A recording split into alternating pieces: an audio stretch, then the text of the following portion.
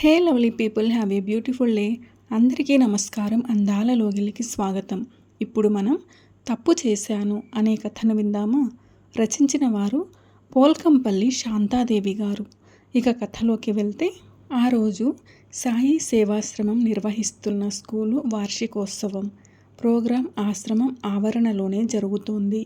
ఆటల పోటీల్లో గెలుపొందిన పిల్లలకు, క్లాస్లో ఫస్ట్ వచ్చిన పిల్లలకు, వ్యాసరచనల్లో గెలుపొందిన వాళ్లకు సేవాశ్రమం నిర్వాహకుల చేత మెమోంటోలు, బహుమతులు ఇప్పించిన తర్వాత ఉత్తమ ఉపాధ్యాయునిగా ఎన్నికైన అరుణను వేదిక మీదకు పిలిచి అభినందించి శాలువా కప్పి మెమోంటో అందజేసి ఆమెను సభకు పరిచయం చేశారు. శ్రీమతి అరుణ మా ఉపాధ్యాయులలో మణిపూస వంటిది. వరుసగా 3 సంవత్సరాల నుంచి ఉత్తమ ఉపాధ్యాయుని పురస్కారం అందుకుంటోంది. పిల్లలకు కేవలం స్కూల్ పాఠాలే కాకుండా తన జీవిత పాఠాలు కూడా రంగరించి కౌన్సిలింగ్ ఇస్తూ ఉంటుంది. ఖాళీ సమయాలలో మా సేవా సదన్లో పనిచేస్తూ పిల్లలకు కావలసిన సేవలు అందిస్తూ వాళ్లకు ప్రియమైన అక్కగా, అమ్మగా ఉంటోంది. ఆమె గురించి చెప్పాలంటే ఇంకా చాలా ఉంది. మిగిలింది ఆమె మాటల్లో వినండి. శ్రీమతి అరుణ గారిని తమ స్పందనను తెలియచేయవలసిందిగా కోరుతున్నాము.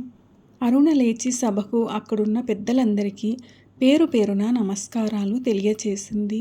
పిల్లలకు నేను చెప్పేవి నా జీవిత పాఠాల నుండి నేర్చుకున్నవే. మొదటిది, జీవితంలో మద్యం జోలికి పోవద్దు. పచ్చటి కాపురాలను వల్లకాడుగా మార్చేసే రాక్షసి అది. రెండవది, క్షణికావేశంలో నిర్ణయాలు తీసుకోవద్దు. క్షణికావేశానికి లోను కావడం వల్లే నేను హంతకురాలినయ్యాను. నేను చెప్పే ఇంకో నీతి పాఠం ఏంటంటే, వయస్సులో ప్రేమించడం తప్పు కాకపోయినా ఆ ప్రేమను తల్లిదండ్రులకు చెప్పి వారిని ఒప్పించి ముందుకు తీసుకెళ్ళాలి. కన్నవాళ్లను కాదనుకుని ప్రేమించిన వాడి కోసం గడప దాటితే, నమ్మినవాడు దగా చేస్తే ఒంటరి బ్రతుకైపోతుంది. సమాజం దృష్టిలో లేచిపోయి పెళ్లి చేసుకున్న పెళ్లి అవుతుంది. ఏ కష్టం వచ్చినా ఒంటరి పోరాటం చేయాల్సి వస్తుంది. ఈ 2 తప్పులు నేను చేశాను. 4 గోడల మధ్య బందీనైనాక గానీ నేను తప్పు చేశానని తెలియలేదు. ఎవరిని ప్రాణాధికంగా ప్రేమించి అతడు లేకపోతే బతకలేననుకుని ఇంట్లో అందరినీ కాదనుకుని పారిపోయి గుళ్ళో తాళి కట్టించుకున్నాను. అతడిని నా చేతులతో చంపేశాను.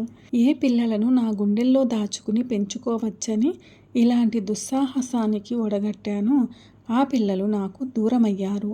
వాళ్ల దృష్టిలో వాళ్ల తండ్రిని చంపిన కిరాతకురాలిగా మిగిలిపోయాను. ప్రపంచం దృష్టిలో హంతకినయ్యాను. నా పంచప్రాణాలు నువ్వేనని చెప్పిన నా భర్త, నన్ను తన ప్రాణమెత్తుగా ప్రేమించిన నా భర్త, నాకు 2 పిల్లలు పుట్టే వరకు నన్ను అపురూపంగా చూసుకున్న నా భర్త, నిన్ను చంపేసి నేను జైలుకెళ్తానే అనే స్థితికి వచ్చాడంటే తాగుడుకు బానిస కావడం వల్లే. మనిషిని రాక్షసుడిగా మార్చి ఆ మద్యానికి లైసెన్స్ ఇచ్చి పీకల దాకా తాగి మృగం మనుషుల మధ్య విచ్చలవిడిగా తిరగమని ఎందుకు వదిలిపెట్టింది ప్రభుత్వం? ఆదాయం కోసం ప్రభుత్వం ఏమైనా చేయొచ్చు. అమ్మా నాన్నలకు మేం 3 ఆడపిల్లలం. నేను ఆఖరుదాన్ని. నేను 10th క్లాస్లోకి వచ్చేసరికి మా 2 అక్కలకు పెళ్ళిళ్ళయి అత్తగారిళ్లల్లో కాపురాలు చేసుకుంటున్నారు. మా నాన్న రెవెన్యూ ఆఫీసులో అటెండరు. నాన్న జీతం చిన్నది కావడం వల్ల అమ్మ పొదుపుగా ఇల్లు నడిపేది. బస్తీలో 2 గదుల సొంత ఇల్లు ఉండేది మాకు. మా బస్తీలోనే రమేష్ వాళ్ళ ఇల్లు ఉండేది. నేను స్కూలుకు వాళ్ళ ఇంటి ముందు నుంచే వెళ్లేదాన్ని. ఉంగరాల జుట్టుతో అందంగా స్టైల్గా ఉండేవాడు రమేష్. ఆటో నడిపేవాడు. అతడు కనిపిస్తే చాలు కన్ను తిప్పుకోకుండా చూసేదాన్ని. నేను ఇష్టపడుతున్నానని అర్థమై అతడు చూసేవాడు. నేను ఇంటర్ సెకండ్ ఇయర్లోకి వచ్చేసరికి మా మధ్య మాటలు కలవడం, నా ఎగ్జామ్స్ అయ్యేసరికి పెళ్లి చేసుకోవాలన్న నిర్ణయానికి రావడం జరిగిపోయింది. ఇంట్లో ఎలా చెప్పాలా అని తర్జన భర్జన పడే సమయంలో మా ఇంట్లో మా ప్రేమ వ్యవహారం ఎలాగో తెలిసిపోయింది. 2 కులాలు వేరు కావడంతో మా పెళ్లికి మా రెండిళ్లలో ఒప్పుకోలేదు. అమ్మ అయితే నన్ను బాగా కొట్టింది కూడా. ఎంతో మర్యాదగా నడుచుకునే మీ అయ్యకు తలవంపులు తెచ్చావని తిట్టింది. డిగ్రీ చదివిద్దామనుకున్న మా నాన్న చదువు మానిపించాడు. ప్రేమ దోమ అంటూ పిచ్చి వేషాలు వేస్తున్నానని మా అక్కలకు ఫోన్ చేసి పిలిపించి నాకు బుద్ధి చెప్పించడమే కాదు, నాకు సంబంధాలు చూడమని కూడా చెప్పాడు. ఇంటి నుంచి బయటికి పోకుండా అమ్మ కావలి కాయడం మొదలుపెట్టింది. నాకేం చేయాలో పాలుపోలేదు. ఒకరోజు మధ్యాహ్నం అమ్మ పడుకున్నప్పుడు రమేష్ స్నేహితుడు వచ్చాడు. అమ్మవారి గుళ్ళో పెళ్లికి అన్ని ఏర్పాట్లు జరిగాయని, తను పంపించిన ఫ్రెండ్తో వచ్చేయమని కబురు పంపించాడు రమేష్. వెనక ముందు ఆలోచించలేదు. కట్టుబట్టలతో రమేష్ ఫ్రెండ్ వెంట వెళ్ళిపోయాను. కనీ పెంచిన వాళ్లను మోసం చేసి పోతున్నానన్న ఆలోచన అస్సలు రాలేదు. లేచిపోయి పెళ్లి చేసుకుంటే కన్న కడుపులు రగిలిపోతాయన్న దిగులు కలగలేదు. రమేష్ నా వాడైతే చాలనుకున్నాను. గుళ్ళో బ్రాహ్మణుడితో సహా అన్ని ఏర్పాట్లు చేసి నా కోసం ఎదురు చూస్తున్నాడు రమేష్. అతడి స్నేహితులు కూడా 3-4 ఉన్నారక్కడ. వాళ్ల సాయం వల్లే ఈ ఏర్పాట్లు జరిగాయని చెప్పాడు రమేష్. ఒక స్నేహితుడి భార్య కూడా వచ్చింది. నన్ను పెళ్లి కూతురిగా అలంకరించి పెళ్లి పీటల మీద కూర్చోబెట్టడానికి. అరగంటలో మా పెళ్లి తంతు ముగిసింది. నా మెడలో పసుపు తాడు పడింది. అందరం వెళ్ళి హోటల్లో భోజనాలు చేశాం. ఆ రాత్రి ఒక స్నేహితుడి ఇంట్లోనే మా ఫస్ట్ నైట్ గడిచిపోయింది. ఉదయం అక్కడే స్నానాలు చేశాక నన్ను వాళ్ళింటికి తీసుకెళ్ళాడు రమేష్. మమ్మల్ని చూడగానే వాళ్ళమ్మ మహంకాళి అవతారం ఎత్తింది. ఎవరికీ చెప్పకుండా కులం కాని పిల్లను పెళ్లి చేసుకొచ్చానని చెప్పడంతో కోపంతో నోటికొచ్చినట్లు తిట్టి బయటి నుంచి బయటనే పంపించి వేసింది. వేరే గల్లీలో ఒక చిన్న ఇంటిలో మా కాపురం మొదలైంది. ఆటో అద్దెకు తీసుకుని నడిపేవాడు రమేష్. ఎలాగైనా కొంత డబ్బు కూడబెట్టి సొంతానికి ఆటో కొంటే డబ్బులు బాగా మిగులుతాయనేవాడు. భవిష్యత్తు గురించి ఎన్నో కలలు కనేవాడు. మనం ఆర్థికంగా పైకొచ్చిన రోజు ఇప్పుడు మనల్ని వెళ్ళగొట్టిన వాళ్ళందరూ నీళ్లున్న మడుగులోకి కప్పలు చేరినట్టుగా మన చుట్టూ చేరుతారు అనేవాడు. వేమన పద్యం చెప్పి ఇంటి అద్దె, ఆటో అద్దె పోగా మిగిలిన డబ్బుతో నన్నెంతో అపురూపంగా చూసుకునేవాడు. తన ఖర్చులకు కొంత డబ్బు జేబులో పెట్టుకుని మిగతా డబ్బు ఇంట్లోనే ఉంచేవాడు. నేను ఏం ఖర్చు పెట్టుకున్నా అడిగేవాడు కాదు. పెద్దోడు నా కడుపులో పడ్డప్పుడు రమేష్ నన్ను ఎంతో అపురూపంగా చూశాడు. అది మాటల్లో చెప్పలేను. ఇలాంటప్పుడు మన దగ్గర మీ అమ్మో మా అమ్మో ఉండాలి. కానీ మనకు అవకాశం లేదు. నాకు నువ్వు, నీకు నేను, నేనే నీకు అత్త అమ్మ దగ్గర లేని లోటు తీర్చాలి. కడుపుతో ఉన్నప్పుడు ఏవేవో కోరికలు ఉంటాయట కదా, అవి తీరితేనే పొట్టలో పాప ఆరోగ్యంగా పెరుగుతుందట. చెప్పు, నీకేం కావాలి? మొహమాట పడద్దు అనేవాడు. 2 ఏళ్లలో నాకు మరో బాబు పుట్టాడు. వాడి జాతకం ఎంత దురదృష్టకరమైనదో కానీ అప్పటి నుంచి నాకు కష్టాలు మొదలయ్యాయి. రమేష్ తాగుతాడని నాకు పెళ్ళైన రోజే తెలిసింది. ఆర్డర్ ఇచ్చి మందు సీసాలు తెప్పించడం చూసి నీకు తాగే అలవాటుందా అని అడిగాను భయంగా. మన పెళ్ళైన శుభ సందర్భాన్ని పురస్కరించుకొని మా ఫ్రెండ్స్కు పార్టీ ఇవ్వొద్దా? వాళ్ళు నా కోసం ఎంత చేశారు. వాళ్లకు కంపెనీ ఇవ్వడానికి తాగుతున్నాను కానీ తాగుడు నాకు అలవాటు కాదు అన్నాడు. అప్పుడప్పుడు తాగి వచ్చేవాడు.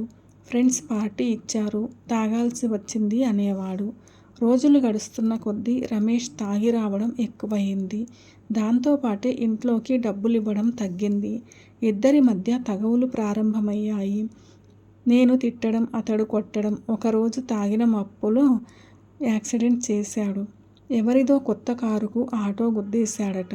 జరిగిన డ్యామేజ్కి కారాయన ఉగ్రుడైపోయి బూటు కాళ్లతో తన్ని పోలీసులకు పట్టించాడు. తాగి ఆటో నడిపినందుకు పోలీసులు కేసు పెట్టారు. స్నేహితులు తలా కొంత డబ్బు వేసుకుని బెయిల్ మీద బయటికి తీసుకొచ్చినా అతడు మారలేదు. తాగి ఆటో నడుపుతాడని పేరు రావడంతో ఎవరూ ఆటో అద్దెకివ్వడం లేదు. పిల్లలు పస్తులు, నాకు పస్తులు. రమేష్ ఏ స్నేహితుడో పెట్టిస్తే తింటున్నాడు, లేదా వాళ్ళ అమ్మ దగ్గరికి వెళ్ళి తిని వస్తున్నాడు. వాళ్ళు కలిసిపోయారు కానీ నేనే అత్తింటికి పుట్టింటికి దూరమై ఒంటరినయ్యాను. తన పరువు తీశానన్న కోపంతో నాన్నకు ఇన్నాళ్లైనా పోలేదు. మనవలను చూడాలని, నన్ను తీసుకుపోయి పుట్టింటి సారె పెట్టాలని ప్రాణం కొట్టుకుపోతున్న అమ్మను నాన్న రానివ్వలేదు. కన్నవాళ్లను గడ్డిపరకల్లా వదిలేసి పోయింది కదా, దానికి లేని పరిమ మనకెందుకే అన్నాడు. నువ్వు దాన్ని ఇంటికి తీసుకువస్తే నన్ను చంపుకు తిన్నంత ఒట్టు అని ఒట్టు పెట్టాడట నాన్న. మా ఇంటి పక్కన ఉండే నా చిన్ననాటి స్నేహితురాలు కలిసినప్పుడు చెప్పింది. నాన్న అన్న మాట నిజమే కదా. ముగ్గురిలో చిన్నదాన్ని. నా బుజ్జి తల్లి, నా బంగారు తల్లి అని ముద్దు చేసేవాడు. నన్ను బుజ్జి అనే పిలిచేవాడు. వాళ్ళ ప్రేమను కాదనుకుని రమేష్ని నమ్ముకుని వచ్చేశాను. నాకు రమేష్ ఒక్కడుంటే చాలనుకున్నాను. కొట్టినా తిట్టినా ప్రేమ చూపినా రమేష్ ఒక్కడే కదా నాకు. రమేష్ తాగని రోజు నాతో పిల్లలతో ఎంతో మంచిగా ఉండేవాడు.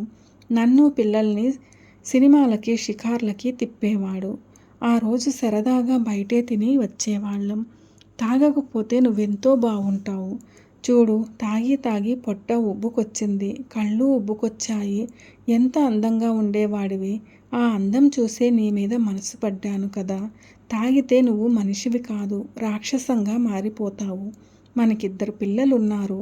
వాళ్లను చదివించుకోవాలి కదా. వచ్చిన పైసలని తాగుడుకు పెడితే సంసారం ఏం కావాలి? అందర్నీ కాదనుకుని వచ్చి పెళ్లి చేసుకున్నందుకు నన్ను అన్యాయం చేస్తావా? నువ్వు తాగుడు జోలికి పోవద్దు అని ఎంతో నచ్చజెప్పేదాన్ని. ఇక తాగనని చేతిలో చెయ్యేసి చెప్పేవాడు. అంతే, 1-2 రోజులు. మళ్ళీ యథావిధిగా తాగి వచ్చేవాడు. దేనికో దానికి పేచీ పెట్టుకుని నన్ను చావగొట్టేవాడు. మేమున్న ఇంట్లోనే మరో పోర్షన్లో ఉన్న పద్మ భర్త కూడా ఆటో నడుపుతాడు. పిల్లల చదువుల కోసం పద్మ 4 ఇళ్లలో పనిచేస్తుంది. కన్న తల్లివి, పిల్లలకు తిండి పెట్టక చంపుకుంటావా ఏంది అంటూ నన్ను తీసుకుపోయి 2 ఇళ్లలో పనికి పెట్టింది. ఇలా పనికి కుదిరానని తెలిసి నా పరువు తీస్తావా అంటూ ఆ రోజు తన్నులే తన్నులు. రాత్రి వాడికి భోజనం పెట్టకపోయినా నాకు తన్నులు. ఉంటే కదా పెట్టేది.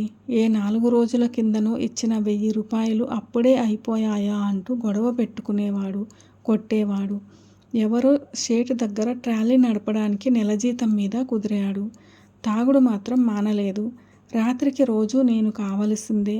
సారా కంపు కొట్టే మనిషిని చేరనివ్వబుద్ధి కాలేదు. తాగిన మత్తులో కావలించుకోవడం తప్ప ఆ ప్రేమ, అనురాగం ఎప్పుడో అతడి నుంచి దూరమైపోయాయి. తాగడం మానేస్తే తప్ప నన్ను ముట్టుకోవద్దు అంటూ దగ్గరికి రానివ్వడం లేదు. ఆ వాసనకు కడుపులో తిప్పుతోంది. నన్ను కావలించుకు పడుకుంటే తప్ప నిద్ర రాదనేదానివి. ఇప్పుడు నన్ను దూరం పెడుతున్నావంటే ఎవరి దగ్గర పడుకుని వస్తున్నావే? ఇళ్లల్లో పనిచేస్తున్నది అందుకేనా? రంకు మరిగావు కదా. కొట్టడానికి చేతులు కాళ్ళు సరిపోవన్నట్టుగా ఇంటి ముందు వేప చెట్టు కొమ్మ విరిచి తెచ్చి కొట్టాడు. కొట్టిన చోటల్లా కర్రు కాల్చి ఒత్తినట్టుగా వాతలు తేలుతున్నాయి. నా అరుపులకు పిల్లలు లేచి ఏడవడం మొదలుపెట్టారు. పెద్దోడు అమ్మను కొట్టకు అంటూ అడ్డొస్తే వాడికి పడ్డాయి దెబ్బలు. ఆ దెబ్బలకు వాడికి జ్వరం వచ్చింది. రాత్రి అయ్యిందంటే గజగజ వణికిపోయే పరిస్థితి తెచ్చాడు నాకు. ఒళ్ళంతా దెబ్బలతో కమిలిపోయింది. ఇక వీడు మారడు. నాకీ తన్నులు, ఈ నరకం తప్పదు. భరించే ఓపిక లేదు. వదిలేసి పోదామంటే ఈ పిల్లలను ఎట్లా సాక్కోవాలి? ప్రేమించి పెళ్లి చేసుకున్నందుకు శాస్తి బాగా జరిగిందని అందరూ నన్ను చూసి నవ్వరా? నేను చస్తే ఈ బాధలన్నీ ఉండవు కదా అనుకున్నాను. తాగి చావడానికి ఒకనాడు పురుగుల మందు కూడా తెచ్చుకున్నాను. కానీ పిల్లల ముఖం చూస్తే చావబుద్ధి కాలేదు. నేను చస్తే నా పిల్లలను ఎవరు చూస్తారు? రోడ్ల పాలవుతారు కదా. 2 పిల్లలు ఆకలికి తట్టుకోలేక ఏ చెత్త కుప్పల మీదనో ఎంగిళ్ళు ఏరుకుని తినే దృశ్యం నా కళ్ళ ముందు కదిలి ఆత్మహత్య ఆలోచన మనసులోకి రానియకూడదనుకున్నా. ఎంత కష్టమైనా నా పిల్లల కోసం బతకాలనుకున్నాను. ఆ రోజు ఎంత రాత్రైనా నాకు నిద్ర పట్టలేదు. ఎటు మళ్ళీ పడుకున్నా దెబ్బలు వరుసుకుపోయి పడుకోనివ్వడం లేదు. ఆ రోజు నాకు రమేష్కు పెద్ద గొడవే జరిగింది. నేను పనిచేసే ఇంటి వాళ్ళు ఆ రోజే నెల జీతం ఇచ్చారు. తాగడానికి ఆ డబ్బు ఇమ్మని వేధింపులు మొదలుపెట్టాడు. నా పిల్లలకు పట్టెడు మెతుకులు పెట్టుకుందామని రెక్కలు విరుచుకుంటున్నాను. నువ్వు కష్టం చేసుకున్నది తాగి తందనాలు ఆడింది చాలదా? నేనివ్వను మొండిగా ఎదిరించాను. ఫలితం వాడి చేతుల్లో ఒళ్ళు వాచిపోయింది. కొట్టి కొట్టి నన్ను బూతులు తిట్టుకుంటూ బయటికి వెళ్ళిపోయినాడు. రాత్రికి ఫుల్లుగా తాగి వచ్చాడు. ఒళ్ళంతా సలుపుతోంది. కమిలిన దెబ్బల వల్ల ఎటూ పడుకోలేకపోతున్నాను. నన్ను శారీరకంగా, మానసికంగా ఇంత బాధపెట్టి వాడు మాత్రం హాయిగా నిద్రపోతున్నాడు. అంతెత్తున బాణపొట్ట వేసుకొని వాడే లేకపోతే ఈరోజు ఈ నరకం ఉండదు కదా.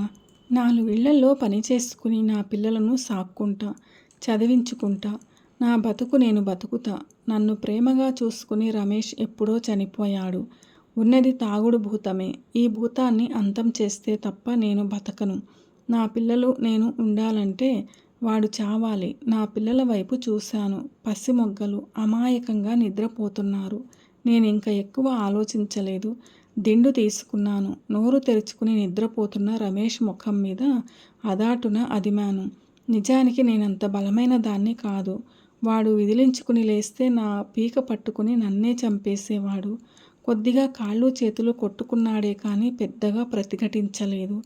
తాగిన మైకంలో తన మీద హత్యాయత్నం జరుగుతుందని తెలియకుండానే ప్రాణం పోయింది. ముక్కు దగ్గర వేలుంచి చూశాను. కదిలించి చూశాను. ప్రాణం పోయిందని నిర్ధారణ అయింది. రోజూ నన్ను చిత్రహింసలు పెట్టేవాడి పీడ విరగడయిందని తేలిక పడ్డంత టైం పట్టలేదు. ప్రాణప్రదంగా ప్రేమించి పెళ్లి చేసుకున్న నా భర్తనే నా చేజేతులా చంపుకున్నానన్న వాస్తవం నా కళ్ళ ముందు నిలిచింది. పెళ్ళైన రోజులు గుర్తుకు రాసాగాయి. ఇప్పటికీ వాడు తాగని రోజు నా మీద పిల్లల మీద చూపించే ప్రేమ గుర్తుకొచ్చి లోపలి నుంచి దుఃఖం తన్నుకు వచ్చింది. తెల్లవారింది. పిల్లలు లేచి నాతో పాటు ఏడవడం మొదలుపెట్టారు. ఇరుగు పొరుగు వచ్చారు. ఫుల్లుగా తాగొచ్చి పడుకున్నాడని, నిద్రలోనే చనిపోయాడని చెప్పాను. మా అత్త వాళ్ళింటికి వెళ్ళి ఎవరు చెప్పారో కానీ వాళ్ళు పరిగెత్తుకు వచ్చారు. మా బావ బెదిరించాడు. నిన్న సాయంత్రం నా దగ్గరికి పైసల కోసం వచ్చినప్పుడు బాగానే ఉన్నాడు. ఇంతట్లో ఏమైంది? నిజం చెప్పు. చెప్పకపోతే పోలీసులను పిలవాల్సి వస్తుంది. పోలీసుల చేతిలో పడితే చావగొట్టి నిజం కక్కిస్తారు అన్నాడు. భయపడిపోయా. రోజూ తాగొచ్చి కొడుతుంటే దెబ్బలకు తట్టుకోలేక నేనే చంపినా బావా అని చెప్పా. మొగుడి చేతిలో తన్నులు తిననోళ్ళు ఎవరున్నారీడా? అందరం తన్నులు తిని నోరు మూసుకుని పడుకున్నోళ్ళమే. కొట్టిండని మొగుడిని చంపుకుంటారా? ఇదెక్కడి కథ? నానా రకాలుగా మాట్లాడసాగారు విముఖుడిన జనాలు. మా అత్త నా జుట్టు పట్టి లాగి కొట్టడం మొదలుపెట్టింది. కొడితే పోయిన పానం వస్తుందా నీ తిక్కగాని? పోలీసులు చూసుకుంటారులే. పద్మ, మా పక్కన పోర్షన్లో ఉండే మరొక ఆమె, మా అత్తను నా నుంచి దూరంగా లాక్కుపోయారు. రమేష్ను పోస్టుమార్టంకి తీసుకుపోవడానికి అంబులెన్స్ రావడము, నన్ను పోలీసులు అరెస్టు చేసి తీసుకుపోవడము ఒకేసారి జరిగాయి. నాకు జీవిత ఖైదు పడింది. ఏ పిల్లల కోసమైతే నేను ఆత్మహత్య చేసుకోకుండా బతికాను, ఆ పిల్లలకే నేను దూరమయ్యాను. నా పిల్లలను పోలీసులు మా అత్త వాళ్ళకే అప్పగించారట. వారానికోసారి ములాఖాత్ అని ఉంటుంది. బంధువులు వచ్చి మాట్లాడుతుంటారు. నా తోటి ఆడ ఖైదీలందరూ సంబరంగా బయలుదేరుతుంటే నేను నా గదిలోనే ఉండిపోయాను. నన్ను పలకరించేటందుకు వచ్చే బంధువులు ఎవరూ లేరు కాబట్టి ప్రేమ పెళ్లి చేసుకుని పుట్టింటికి దూరమయ్యాను. వేరే కులమని అత్తగారు దగ్గరికే రానివ్వలేదు. చేసుకున్నవాడు నట్టేట ముంచాడు. ఏడ్చుకుంటూ కూర్చున్న నన్ను, నీకోసం మీ అమ్మ వచ్చింది రా, లేడీస్ పోలీసు వచ్చి పిలిచింది. నమ్మలేకపోయాను. రెండోసారి గట్టిగా చెప్పాక ఒక్క ఉదుటున లేచి పరిగెత్తాను. ఇనుప గ్రిల్స్ గళ్ళలో నుంచి అమ్మ చాచిన చేతుల్లో ముఖం పెట్టి గుండెల్లో గడ్డ కట్టిన దుఃఖమంతా కరిగి బయటికి వచ్చేలా పొగిలి పొగిలి ఏడ్చాను. అమ్మ కూడా అలాగే ఏడ్చింది. ఎలా వచ్చావమ్మా? నాన్నకు తెలిస్తే తిడతాడు కదా. నాన్నే పంపించాడు నీకు ధైర్యం చెప్పమని. పిల్లలు ఆకలికి తట్టుకోలేక రోడ్ల మీద తిరుగుతుంటే మీ నాన్నే చూడలేక ఇంటికి తీసుకువచ్చాడు. నాకు కలిగిన ఆశ్చర్యం అంతా ఇంతా కాదు. మీ నాన్న వకీలు సాబ్ను కలిసొచ్చాడు. భర్తను తానే చంపానని కోర్టులో ఒప్పుకుంది కాబట్టి ఇప్పుడు చెయ్యడానికి ఏమీ లేదు. అక్కడ మంచిగా నడుచుకుంటే శిక్ష తగ్గే అవకాశం ఉంటుందని చెప్పాడట ఆయన. నా బాధంతా పిల్లల గురించేనమ్మా. దిగులు పడకు, నేను చూసుకుంటా కదా. అప్పుడప్పుడు పిల్లలను తీసుకువచ్చేది అమ్మ. మొదట్లో నన్ను చూసి భయపడేవాళ్ళు. వాళ్ళ తండ్రిని చంపిన దాన్ని. అక్క వాళ్ళు కూడా ములాఖాత్ రోజు వచ్చేవాళ్ళు. నాకు ధైర్యం చెప్పేవాళ్ళు. నిజానికి రమేష్ బతికి ఉండగా నా పుట్టింటి వాళ్ళు సపోర్టే నాకుంటే అతన్ని చంపాలన్న ఆలోచన కానీ చంపాల్సిన అవసరం కానీ వచ్చి ఉండేది కాదేమో. ఒంటరినై ఏం చెయ్యాలో దిక్కు తోచని స్థితిలో నా వల్ల జరిగిపోయిన అనర్థమది. అందరికంటే జైలరమ్మ, సూపరింటెండెంట్ బాగా ధైర్యం చెప్పేవాళ్ళు. జైలుకు వచ్చిన వాళ్ళందరూ చెడ్డవాళ్ళు కాదు. క్షణికావేశంతో తప్పు చేశారన్న సానుభూతి ఉండేది వాళ్లకు. లైఫ్ శిక్ష పడిందని కుంగిపోకండి. మీ సత్ప్రవర్తనతో శిక్ష తగ్గే అవకాశం ఉంది అని ధైర్యం చెప్పేవాళ్ళు. ఎన్నో మంచి విషయాలు వాళ్ళ వల్ల నేను తెలుసుకున్నాను. ఇక్కడ నాలాగే క్షణికావేశంతో హత్య చేసి వచ్చిన వాళ్ళు ఉన్నారు. దొంగసార అమ్మి పట్టుబడి వచ్చిన వాళ్ళు ఉన్నారు. కరుడుగట్టిన నేరస్తులు ఉన్నారు. విడుదలైన ప్రతిసారి మళ్ళీ నేరం చేసి అత్తగారింటికి వచ్చినంత హాయిగా జైలుకొచ్చేవాళ్ళు ఉన్నారు. జైలు జీవితం నాకు చాలా నేర్పింది. నా అమాయకత్వం వదిలింది. బయటికి వెళ్ళే అవకాశమే వస్తే నేను మాత్రం మళ్ళీ జైలు ముఖం చూసే పరిస్థితి తెచ్చుకోను అనుకునేదాన్ని. నా మనసెప్పుడు నా పిల్లల గురించే ఆలోచించేది. 7 ఏళ్ల తర్వాత నన్ను విడుదల చేశారు. అక్కడున్న 7 సంవత్సరాలలో జైళ్ల పద్ధతి ప్రకారం టైలరింగ్, బేకరీ, చాక్ పీసుల తయారీ వంటివన్నీ నేర్పించారు. నేను ఇంటర్ వరకు చదివి ఉండటం వల్ల డిగ్రీ కూడా పూర్తి చేయించారు. బయటికి వచ్చాక అసలు సమస్య ప్రారంభమైంది. హత్య చేసి జైలు నుంచి బయటికి వచ్చానని తెలిసి నాకు ఎవరూ పని ఇచ్చేవాళ్ళు కాదు. నేనెవరో చెప్పకుండా పనికి కుదిరినా ఎలాగో వాళ్లకు తెలిసిపోయి నానా తిట్లు తిట్టి నన్ను తీసేసేవాళ్ళు. ఇక ఎలా నా పిల్లలకు తిండి పెట్టి చదివించుకునేది?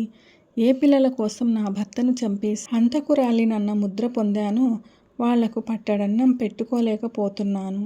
ఎన్నాళ్ళు అమ్మ వాళ్ళ మీద ఆధారపడతాను? నేను జైల్లో ఉండగానే నాన్న అనారోగ్యంతో మరణించాడు. అమ్మకొచ్చే పెన్షన్ మీదనే 4 ప్రాణాలు బతకాల్సి వస్తోంది. ఆ తర్వాత 2-3 ఏళ్లు అత్యంత బాధాకరమైన దినాలని చెప్పచ్చు. నేను చెయ్యని కష్టం లేదు. ఎలాగో ఒకలాగా నా పిల్లలకు పట్టెడన్నం పెట్టుకోవాలన్న తాపత్రయం తప్ప ఇంకొకటి ఉండేది కాదు. జైలు నుంచి వచ్చేసిన అప్పుడప్పుడు జైలర్ సాబ్ కలుస్తూనే ఉన్నాను. నా కష్టాలు చెప్పుకుంటూనే ఉన్నాను.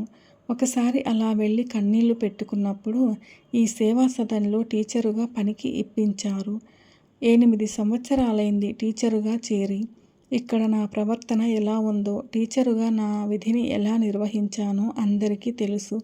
పిల్లలకి నేను చెప్పే మంచి మాటలు నా జీవితంలో నేను నేర్చుకున్న పాఠాలే. నా మాటలు ముగిశాయి సభికుల కరతాళ ధ్వనుల మధ్య. పోల్కంపల్లి శాంతాదేవి గారు రచించిన తప్పు చేశాను అనే ఈ కథ ఎలా అనిపించింది మీకు? నచ్చిందా? నచ్చినట్లయితే వీడియోను లైక్ చేయండి. మీ ప్రియమైన వారందరికీ షేర్ చేయండి. అలాగే మన ఛానల్ను సబ్స్క్రైబ్ చేసుకోవడం అస్సలు మర్చిపోవద్దు. వీడియోను చివరిదాకా చూసి కథను పూర్తిగా విన్నందుకు ధన్యవాదాలు.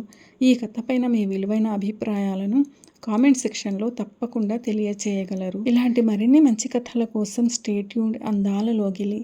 See you all in another video. Till then, keep smiling and be happy. A very special thanks to the story writer Polkampalli Shantadevi garu for this wonderful and amazing story. తప్పు చేశాను.